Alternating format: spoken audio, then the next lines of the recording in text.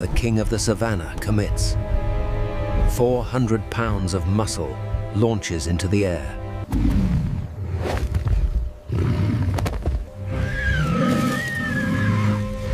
But the prey does not run. Impact. The predator becomes the victim. The lion recoils, pawing at his own face. A dozen hollow spears are buried deep in the sensitive nerves of the nose and lip. He expects soft fur. He finds a phalanx of biological daggers. The lion made the classic mistake. He tried to bite the one thing on Earth that bites back without teeth. Minutes earlier, the sun bleeds out of the sky. The shadows grow long. And with them, the killers arrive. It is not one lion, it is the pride. 6 lionesses, 1 massive alpha male. They form the perimeter. In the center stands the Iron Fortress. He is blind to their movement, but his nose paints a 3D map of their positions. His only option is to stand his ground. He activates the warning system. The hollow tail quills shake violently. This is the universal signal for back off. It is a mercy, a warning that pain is imminent. The females test him. They feign attacks. They want him to run. They want to expose the soft underbelly. But he presents only the shield. He spins. He rotates, always keeping the armor facing the threat. The alpha is neutralized. He claws at his own face, trying to rip the barbed shafts from his muzzle. But the war is not over. The lionesses are furious. They smell blood. They tighten the noose. She swipes, trying to flip him. Denied. He slams his body sideways. The quills act like a spiked shield. She pulls back a paw full of needles.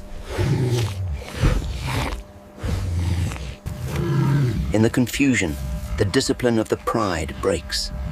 A cub stumbles into the kill zone. Biology dictates that a prey animal should run. He charges, not away from the lions, but directly at the cub. He locks it down!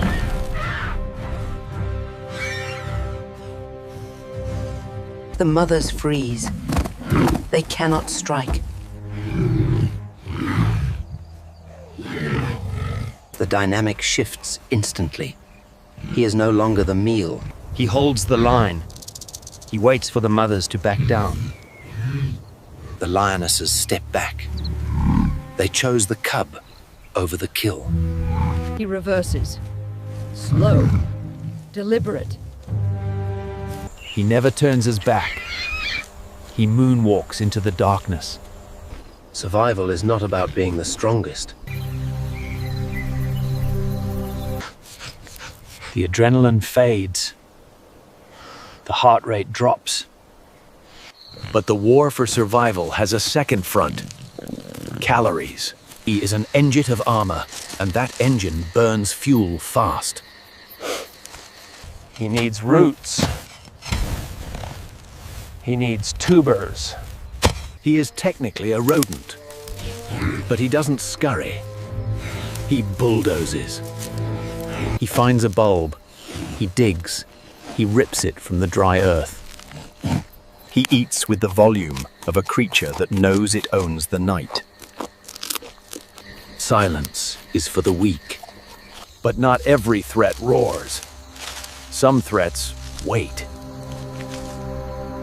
A puff adder, the master of camouflage. A biological landmine loaded with cytotoxic venom. He is blind to the pattern. His nose is filled with the scent of the root. He steps directly onto the coil.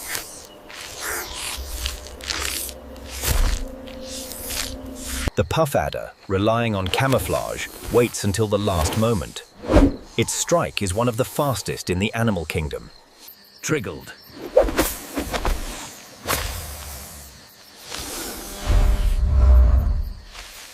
The strike.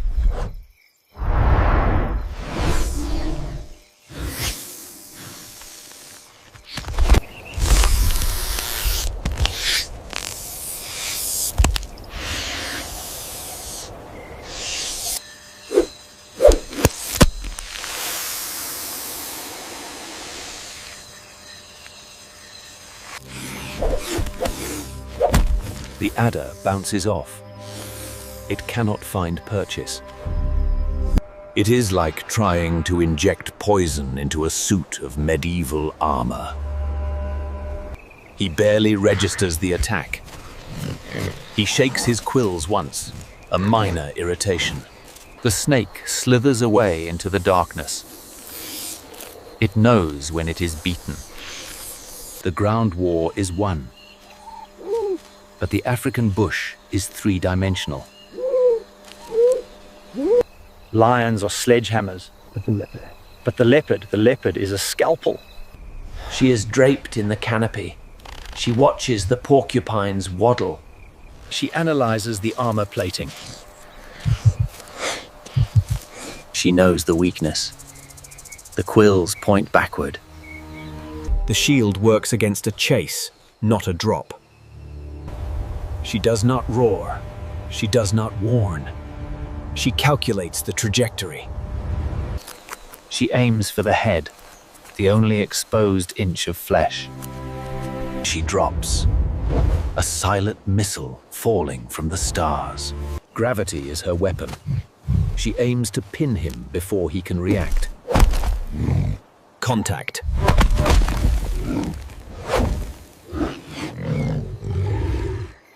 She lands on top of him.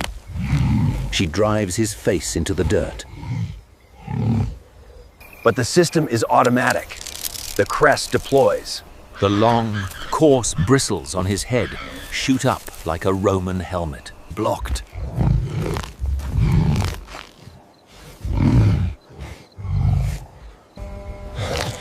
She bites a mouthful of wire. She does not persist. Unlike the lion, she does not let pride get in the way of physics. She vanishes back into the trees. He moves to the edge of his territory. But the path is blocked. Enter the honey badger, the general of the bush. He holds the Guinness World Record for most fearless animal.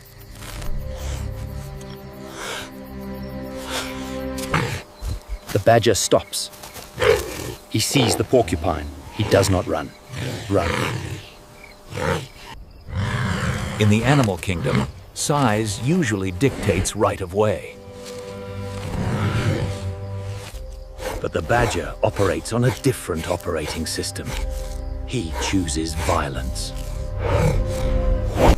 Two of the most stubborn creatures on the continent lock eyes.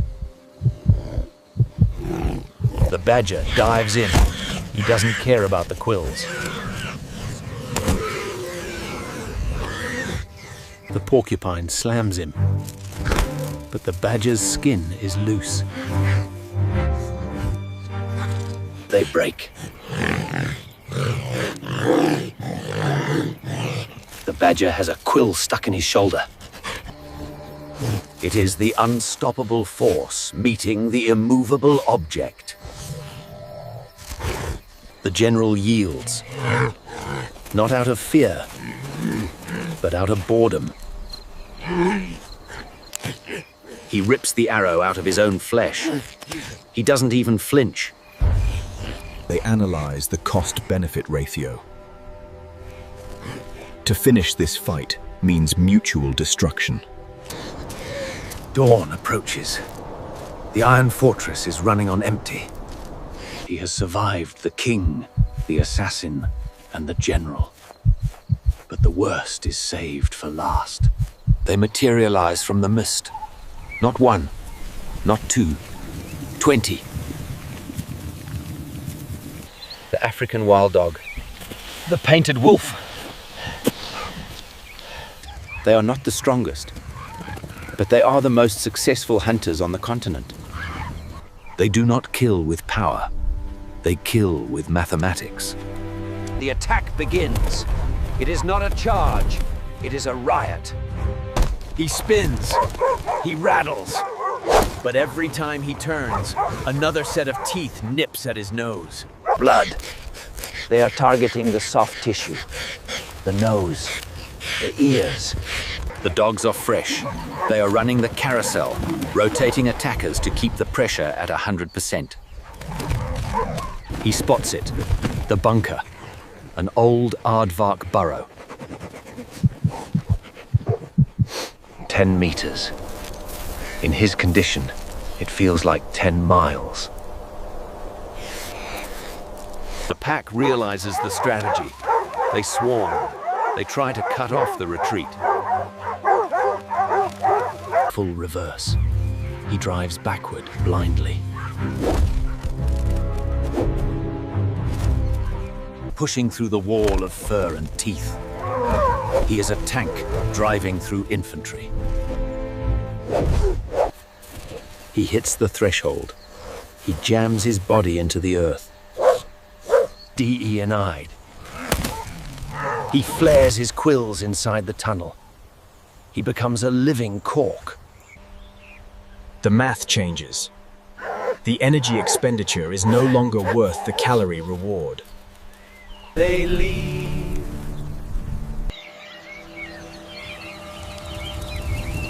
The sun rises on the battlefield. The survivor returns. He is battered. He is missing patches of armor. He is the ultimate paradox of the wild. A slow, blind rodent that walks openly among giants. He does not need to be the king of the jungle. He just needs to be the one thing the king fears. You can take the life of the Iron Fortress, but you will pay for it with your own. This is the law of the gauntlet. Only the painful survive.